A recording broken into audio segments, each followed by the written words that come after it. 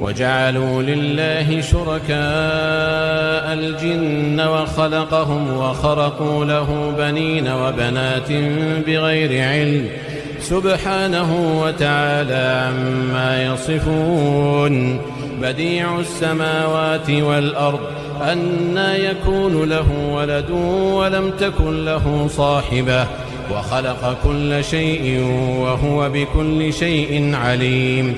ذلكم الله ربكم لا إله إلا هو خالق كل شيء فاعبدوه وهو على كل شيء وكيل. لا تدركه الأبصار وهو يدرك الأبصار وهو اللطيف الخبير.